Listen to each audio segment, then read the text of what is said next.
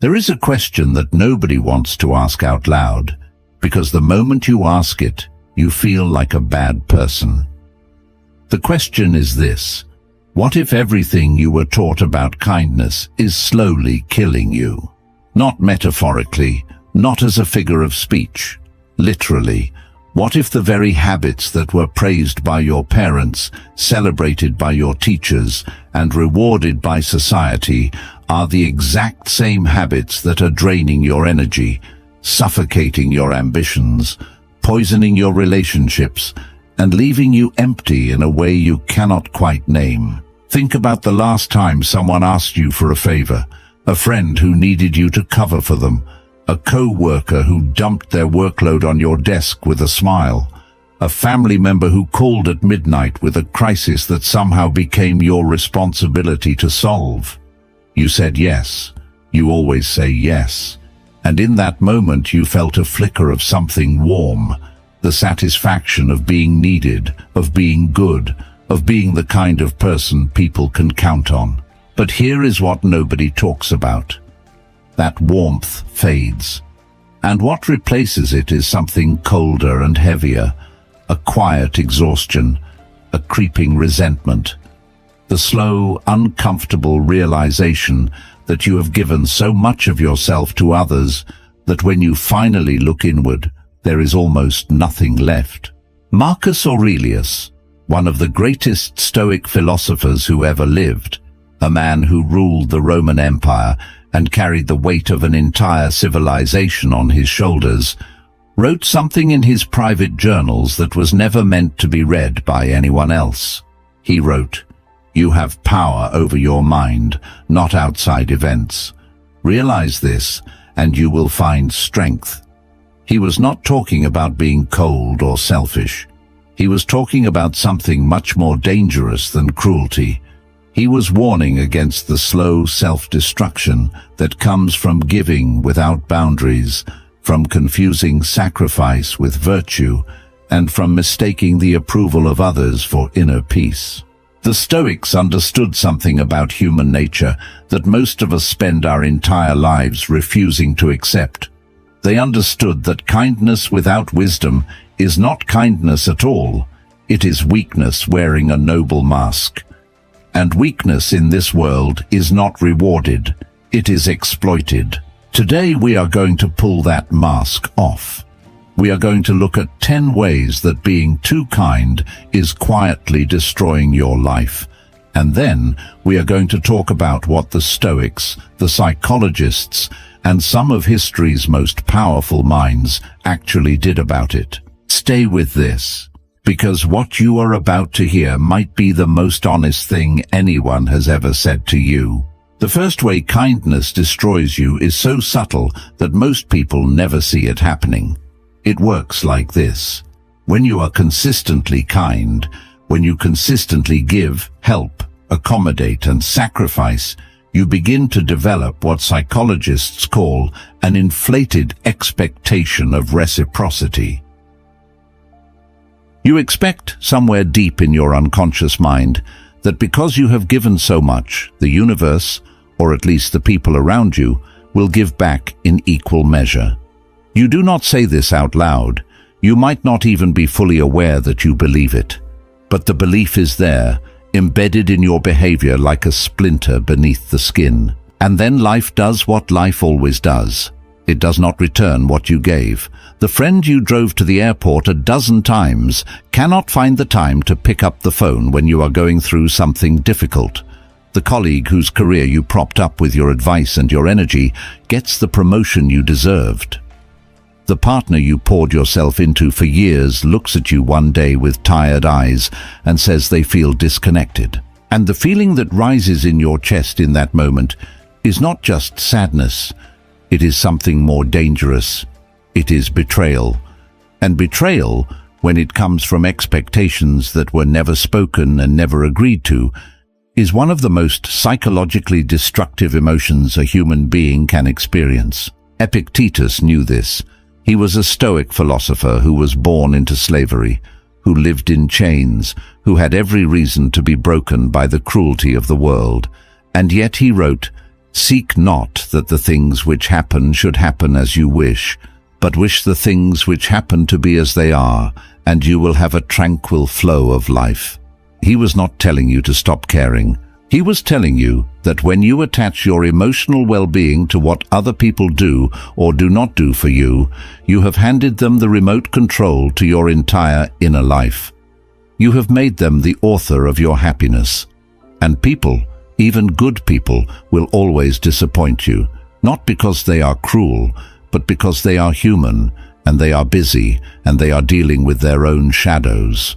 The Stoic solution is not to stop giving. It is to give without the hidden invoice. Give because it reflects your values, not because you are running a transaction. Because the moment your generosity becomes a loan in disguise, you have not been kind at all. You have been manipulative. And the person who suffers most from that manipulation is you. The second destruction that kindness brings is so common that it has become almost invisible. We have a word for it in psychology: learned helplessness. But in this context, it works in reverse. It is not you who becomes helpless. It is the people around you, and you are the one who created the condition. Here is how it happens. Every time you solve someone's problem for them, every time you step in before they have had the chance to struggle, every time you answer before they have had the chance to think, you are sending them a message. The message is, you cannot do this without me. And the terrifying thing is, after long enough, they start to believe it. The Roman philosopher Seneca, who was not only one of the greatest Stoic minds in history, but also one of the wealthiest and most politically powerful men in Rome, wrote this in one of his letters: "It is not that I am brave, that I endure. It is that I refuse to allow what is external to disturb what is internal." He spent his life observing power, and what he observed was this: the people who are constantly rescued never develop the muscles to stand on their own. And worse, they resent you for it, even as they depend on you. Because somewhere beneath the comfort of being carried is the deep, humiliating awareness that they need to be carried at all. Think about the parent who does their child's homework every night, the manager who rewrites every email their team member sends, the friend who always pays, always plans, always shows up with solutions. In each case, there is a kindness on the surface. But beneath the surface, there is a slow erosion of someone else's capability, confidence, and dignity. And then one day, the person you have been helping walks away, or turns on you, or takes everything you have given and disappears, and you are left asking how this could have happened when the answer was there the whole time. You robbed them of the very struggle that would have made them capable of being your equal. And people do not love those who make them feel small, even when the smallness comes wrapped in generosity. The third way that being too kind will destroy you is one that most kind people deny with a ferocity that is almost comical. They will argue with you.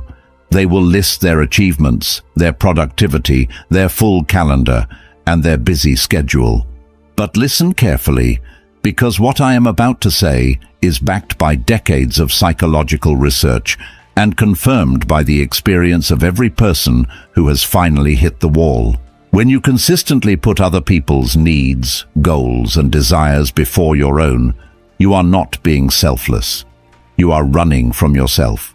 This is not a comfortable thing to hear. But ask yourself honestly, when was the last time you sat alone in a quiet room with no task to complete and no one to help, and just existed? Not scrolling, not planning, not solving someone else's problem, just sitting with yourself. If that thought makes you uncomfortable, if it creates a faint anxiety, a need to find something to do, someone to call, somewhere to be, then what you are experiencing is not a personality trait. It is a symptom. The psychologist Carl Jung, who spent his career mapping the interior landscape of the human mind, wrote about what he called the shadow, the parts of ourselves we refuse to acknowledge. He observed that many people bury themselves in busyness and giving not because they love giving, but because stillness forces them to confront the parts of themselves they are most afraid of. The fear, the grief, the ambition they abandoned, the voice that says, quietly and persistently, that they are not enough. Marcus Aurelius dealt with this privately. In his meditations, he wrote repeatedly about the temptation to seek validation from the outside world, and he identified it as one of the most corrupting forces a person could allow into their life. Never esteem anything as of advantage to you that will make you break your word or lose your self-respect, he wrote. He understood that self-abandonment, even in the name of virtue, is still abandonment. The Stoics were clear. You cannot pour from an empty vessel, but they went further than that. They argued that a life spent in service to others while avoiding the harder work of self-examination is not a virtuous life. It is an escape, and escapes, no matter how noble they appear, always end in the same place, with you alone, facing what you were running from. Except now it is bigger, and you are more exhausted, and you have less time. The fourth destruction that kindness brings you might find the hardest to accept, because it requires you to confront something about the way the world actually works, as opposed to the way you wish it worked. The world does not respect you for being endlessly available. It does not honor you for being the person who never says no. It does not feel gratitude, deep and lasting gratitude, for the person who is always there. What the world does, what people do reliably, consistently, almost without exception, is test the boundaries of what is available to them. And when they find no boundary, they keep going. Psychologists have a term for this in behavioral science. It is called the scarcity principle. Things that are rare are perceived as valuable. Things that are abundant are taken for granted. This is not a theory. It is one of the most robustly replicated findings in the study of human behavior. And it applies to you. When you are always available, you become furniture. When you always say yes, your yes means nothing. When you always give, your giving stops being a gift and starts being an expectation. And the moment it becomes an expectation, the moment it is treated as furniture, you have lost something that is almost impossible to get back: your perceived value in the eyes of the people around you. This is what the Stoics meant when they talked about living according to reason rather than impulse. The impulse is to help, to give, to be needed. The reason, the cold, clear, unsentimentalized reason, is that being endlessly generous without boundaries does not make people love you more. It makes them respect you less. History gives us a perfect case study in this. Abraham Lincoln, who is remembered as one of the most morally principled leaders in American history, was also ruthlessly strategic about when to extend grace and when to hold firm. He understood, with an almost stoic clarity, that there is a difference between genuine compassion and compulsive accommodation. He wrote in a letter to a friend, "Give me 6 hours to chop down a tree, and I will spend the first 4 sharpening the axe." He was not talking about trees. He was talking about the power of deliberate, bounded action. He was talking about the difference between giving with intention and giving out of an inability to refuse. Say no, not always, not cruelly, but strategically, with clarity and with calm. Because every time you say no to something that diminishes you, you are saying yes to something that builds you. And the people worth keeping in your life will not leave because you have a spine. They will respect you more for it. The fifth way that excessive kindness destroys you is one that plays out so slowly you might be decades into it before you realize what has happened to your social world. When you are known as the giver, as the helper, as the one who is always there, you begin to attract a very specific type of person, not a random sample of humanity, a curated selection. You attract people who are looking for someone to give to them. And over time, the people in your life begin to skew heavily in one direction. Takers. This is not a moral judgment on those people. Some of them are genuinely going through difficult times. Some of them have simply never been taught to reciprocate because no one in their life ever required it of them. But the effect on you is the same, regardless of the cause. You end up surrounded by people who drain you, and you find yourself mysteriously, inexplicably alone in moments when you are the one who needs something. The ancient Stoics were deeply interested in the question of friendship. Aristotle, who was not a Stoic, but who influenced much of what the Stoics later developed, wrote extensively about what he called true friendship, as opposed to what he called friendships of utility or pleasure. He argued that most of what we call friendship is actually a transaction. People are together because one person needs what the other person provides, and the moment that provision stops, the friendship ends. This is not cynicism, it is observation. And if you look honestly at your own circle, you will see it. The people who call when they need something and go silent when they do not. The people who show up for your abundance and disappear during your scarcity. The people who celebrate with you but are never there when things get hard. Seneca wrote to his friend Lucilius. Withdraw into yourself as much as you can. Associate with those who will make a better man of you. Welcome those whom you yourself can improve. He was prescribing a radical curation of your social world, not isolation, not coldness, but the deliberate, rational choice to invest your energy in people who invest back. Because your energy is finite, your time is finite, and who you give it to is one of the most consequential decisions you will ever make. The sixth destruction that kindness brings is one of the darkest, and it is the one that people most desperately want to believe is not true. Here it is. When you are too kind, people do not just take advantage of you. They start to suspect your motives, and they begin to distrust you. This sounds backwards. It sounds like the cruelest possible irony.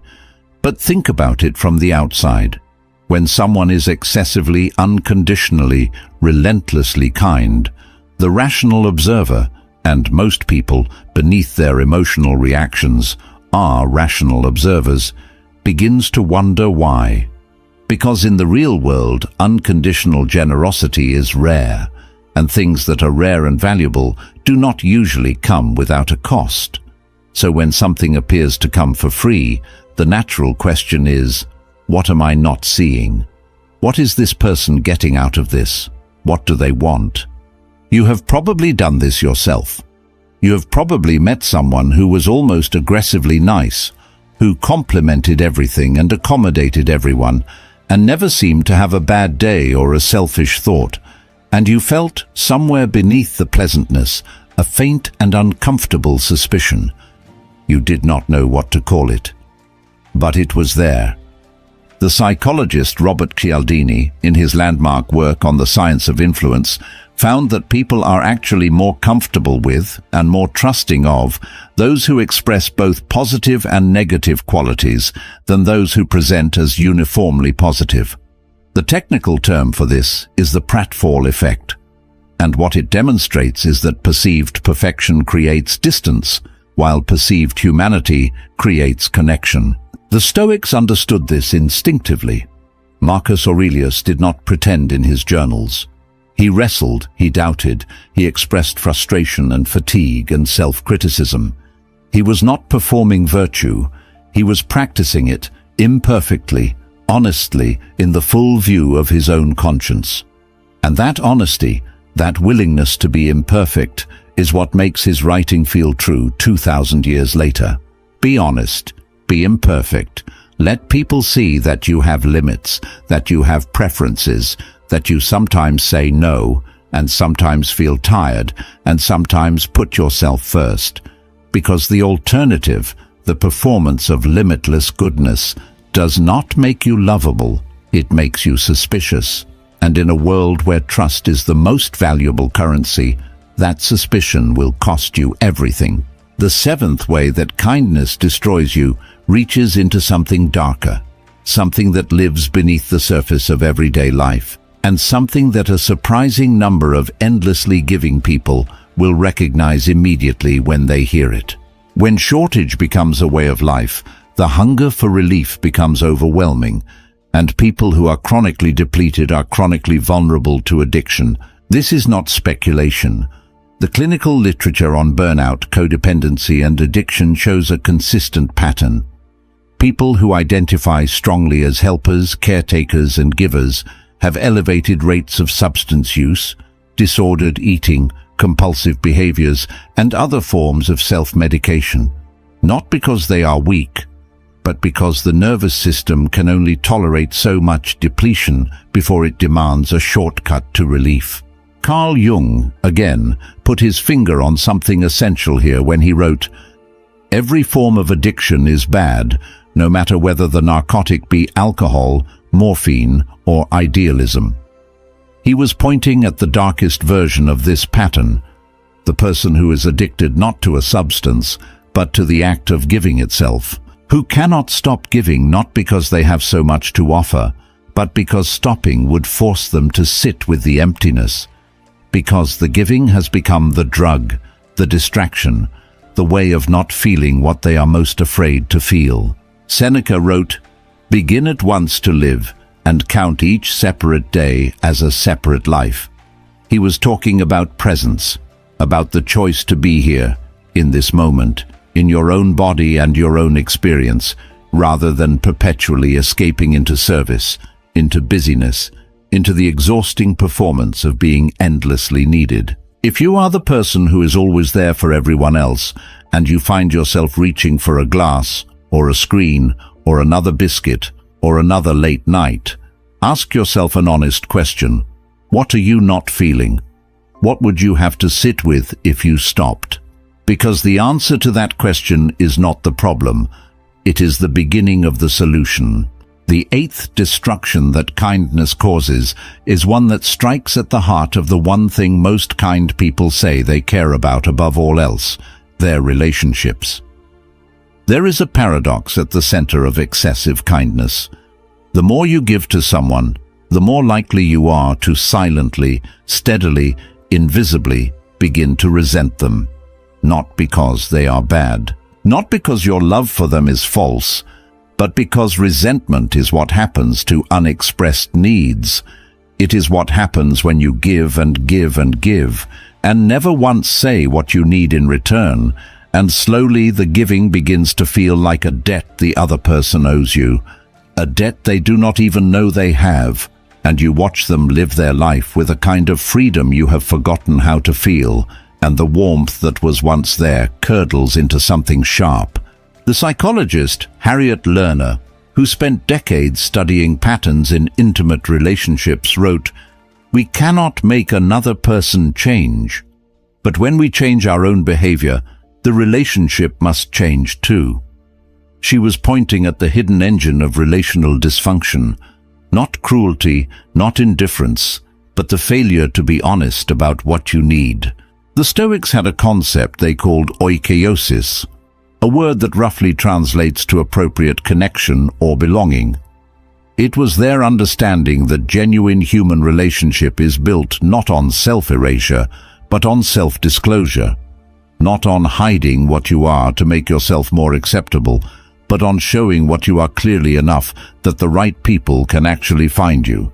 When you are endlessly accommodating, when you shape yourself to fit whatever the other person needs, when you never assert your preferences or name your limits, you do not create intimacy. You create a mirror, and people cannot truly love a mirror. They can only look into it. They can only see themselves. And sooner or later, even that becomes lonely. Say what you need, not as a demand, not as an ultimatum, but as an honest offering of who you actually are, because the people who stay when they see the real you are the only ones worth keeping. The ninth destruction may be the most existential, the one that operates at the level of your entire life's direction rather than any individual relationship or habit. When you spend years, sometimes decades, prioritizing everyone else's goals, dreams, and timelines, something happens to your own. They do not disappear overnight. They fade slowly, like a photograph left too long in sunlight. One day the image is vivid and detailed. A year later, it is bleached and faint. Another year, and you are not even sure what you are looking at. There is a name for what is left behind. It is called a deferred life, and it is one of the great unspoken tragedies of the human experience. The palliative care nurse Bronnie Ware, who spent years sitting with people in the final weeks of their lives and recording what they said, found that the most common regret among the dying was not something dramatic.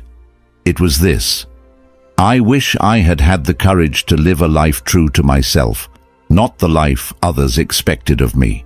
Not I wish I had been kinder, not I wish I had given more. The most common regret was self-abandonment, the slow, voluntary, socially celebrated surrender of their own path in favor of someone else's. Marcus Aurelius, even as Emperor of Rome, even surrounded by people whose every need he was expected to serve, wrote in his Meditations a private reminder that rings across 2,000 years. The object of life is not to be on the side of the majority, but to escape finding oneself in the ranks of the insane. He was talking about the insanity of a life spent performing a role rather than inhabiting your own story. You have a story. It is yours, not your parents', not your partner's, not your colleagues'. Yours. And every time you sacrifice a piece of your own path to walk a stretch of someone else's, that story gets a little shorter, a little less vivid, a little more like someone else's life. The Stoics were not advocating for selfishness. They were advocating for something rarer and harder, the disciplined, intentional daily practice of remaining the author of your own life, even while being genuinely present and caring for others. These are not contradictions, but they require something that excessive kindness erodes. They require the courage to choose yourself first. The 10th and final destruction that kindness brings is the one that closes the circle. It is the one that makes the whole pattern make sense. And it is this: you cannot sustain what you are doing. Nobody can. Kindness without boundaries is not a personality type. It is not a gift. It is not a spiritual achievement. It is a resource misallocation operating at the speed of life. And like every resource misallocation, it ends the same way: in collapse. The human nervous system was not designed for chronic self-sacrifice. The human heart was not built for indefinite giving without receiving. The human mind cannot indefinitely process the emotional weight of everyone else's problems while ignoring its own. The Stoics spoke often about what they called the reserve clause, the principle that in everything you do it fully, you do it with commitment, but you hold in your mind the awareness that you are also a finite being with finite resources, and that protecting those resources is not selfishness. It is wisdom. It is, in fact, the precondition for all the good you want to do in the world. Think about what happens to a doctor who never sleeps, or a teacher who never rests, or a parent who never refuels. They do not become more giving. They become less. They become brittle, resentful, erratic, and eventually unable to give anything at all. Theodore Roosevelt, one of the most physically and intellectually vigorous leaders America ever produced, had a strict policy of renewal. He hiked, he read voraciously, he boxed, he hunted, he wrote, he retreated, not despite his enormous responsibilities, because of them. He understood something that most people understand too late. The most responsible thing you can do for the people who depend on you is to remain someone who is capable of being depended upon. Take the long view, protect your energy, know when to stop. Because the version of you that has rested, that has been fed, that has been cared for, that has been allowed to want and to choose and to say no, that version of you is not less generous. It is more generous. It is the only version that can give sustainably, beautifully, freely, without the hidden cost of your own slow destruction. So, what do you do with all of this? What is the Stoic prescription for someone who has recognized themselves in these 10 patterns and wants to find a way through? The first step is awareness, and you have already taken it. The Stoic tradition begins not with action, but with attention. Marcus Aurelius filled his journals with honest self-examination, not because he was a naturally wise man. He was a man full of self-doubt, fatigue, and temptation, but because he understood that you cannot change what you refuse to see. Look at where you are giving from. Look at whether it comes from fullness or from fear. Look at whether the giving leaves you enlarged or diminished. Be honest. The mirror does not lie. The second step is genuinely learning to use the word no, not as a rejection, not as a wall, but as a boundary, which is different. A wall keeps everything out. A boundary says, this far, and I remain myself. Practice it. Say it quietly at first. Say it in situations where the stakes are low. Build the muscle. Because like every muscle, it will feel weak and shaky at first, and powerful and natural later. And every no you say to something that diminishes you is a yes to something that restores you. The third step is to schedule yourself. This sounds almost insultingly simple, but it is one of the most powerful things you can do. Put yourself in your own calendar. Give yourself blocks of time that belong to you and only you, for rest, for creative work, for the pursuits that make you feel alive. And defend those blocks with the same energy you would bring to protecting anyone else's time. Because you are not less important than the people you help. You are equally important, and it is time you started acting like it. The fourth step is to audit your relationships, not with cruelty or judgment, but with clear eyes. Ask yourself honestly, who in your life gives as much as they take? Ask yourself, who shows up for you the way you show up for them? Ask yourself who you feel energized after spending time with, and who you feel depleted by. And then, gradually, deliberately, without drama, redistribute your energy accordingly. Pull toward the people who fill your tank. Create distance from the people who only drain it. And through all of it, come back to this.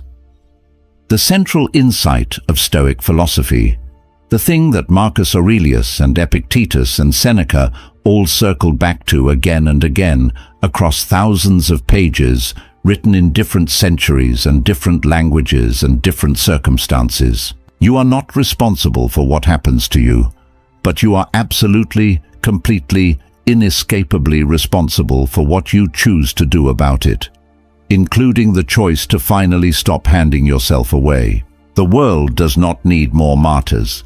It does not need more people hollowing themselves out in the name of goodness.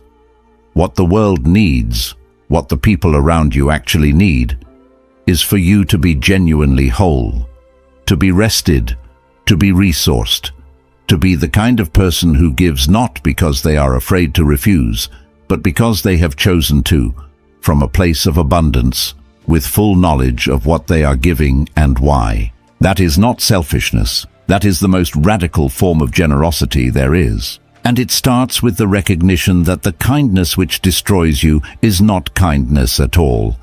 It is self-erasure, and the world has lost enough of you already.